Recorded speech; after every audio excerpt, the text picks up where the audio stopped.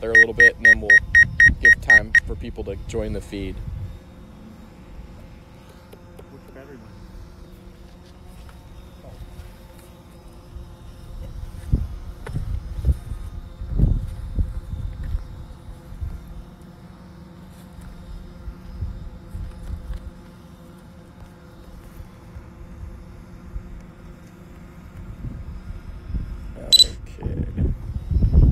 What I'd like to do is turn this off here. All right, everybody, stick with us. We're going to get set here.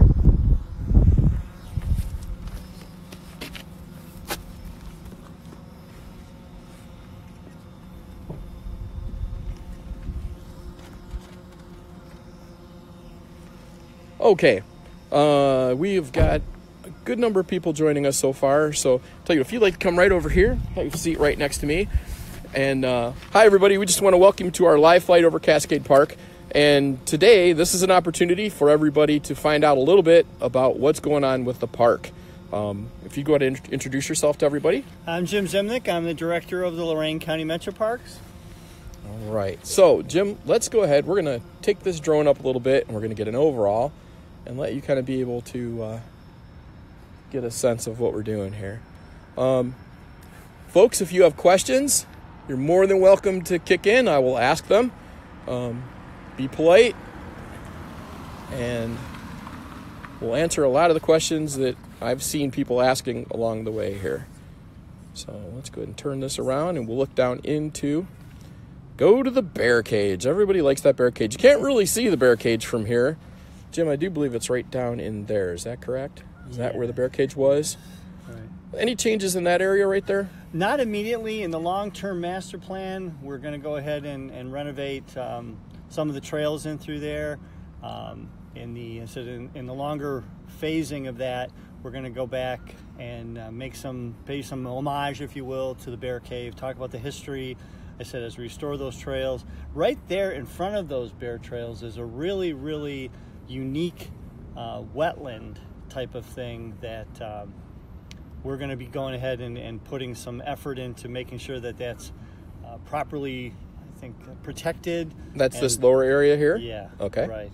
And forgive me for not knowing off the tip of my tongue the exact type of that rare wetland, but it's very it's a type of a plant that is unique to Ohio in this area. So we're going to make sure that's protected properly, and then we'll again do some interpretive signage, education, and that in the upcoming phases with that. Very nice. All right, so we're going to scroll up this way, and let's look up over here towards the hill. So this is we're coming towards the old hill coming down off of Hillsdale. Correct. What's going to happen with this? Well, the Hillsdale entrance for pedestrians, bicyclists will still remain. But what we've done is we felt it was really important in conjunction with our design consultants to basically give a new front door here to Cascade. So we're making that access point right near the sledding hill. That sledding hill still does remain. It gets a little skinnier at the top, immediate where that parking area was. Tell you what, we're going to come right over here real quick. Let's get some altitude. So we're coming up, looking, there's over the sledding hill, everybody, and up into the area that was, it's called 5 Points. Correct. Where all the roads come together at Furnace.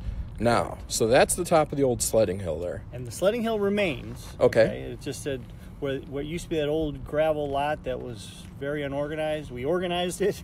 We're going to be paving in some organized parking there with some striping, but that becomes the new road entrance with the sidewalk that descends the hill.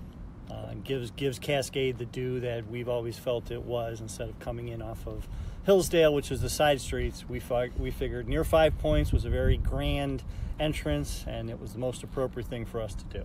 Okay, so looking at this, then you'll come in through there. Correct. And the cars will then go around right back behind those houses there in Mendel Court. Is that correct? No, they don't go behind. They don't. Yeah, they're behind the hill. Yes, they're at the bottom of the hill here. So they'll come right down here. Yeah, they're at the base of that hill at Mendel Court. So that's the entrance, and then you'll you'll kind of spin around down through there. And then just intersects where this current entrance is off of Hillsdale. Okay.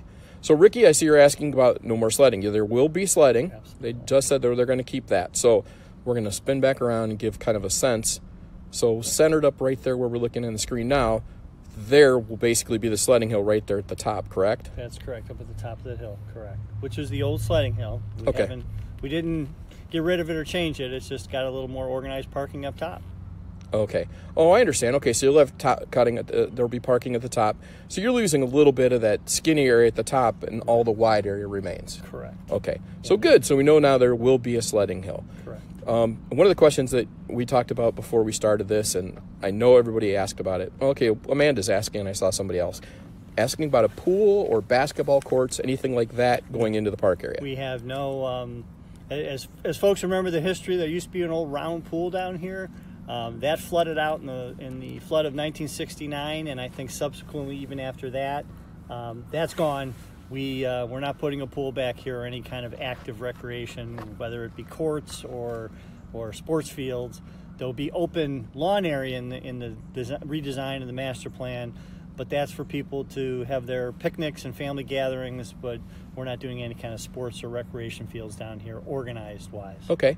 So we're looking over where the pool used to be. It's right there in the center of the screen now. Correct, yes. And I'm going to bring our camera angle up a little bit here. And we're looking down towards, how many acres? Is it 19 acres or 18 acres? Well, 19 acres 19 acres is what they call 19 acres right. of that northern part of the park, correct. Okay. So looking down towards 19 acres, my understanding is there will not be driving through there. Right. Several years ago, for bank stabilization, the city was successful in getting what they call a 319 grant, which is actually Ohio EPA, and they stabilized those banks. And at that point, because the road was already starting to settle and get bad, they closed the road, but kept it open to pedestrian and bicyclists. We're going to do the same, and actually, as we now are talking, there's already a contract underway to bring a bike trail down 19 acres, down that hill, and across what was the old road.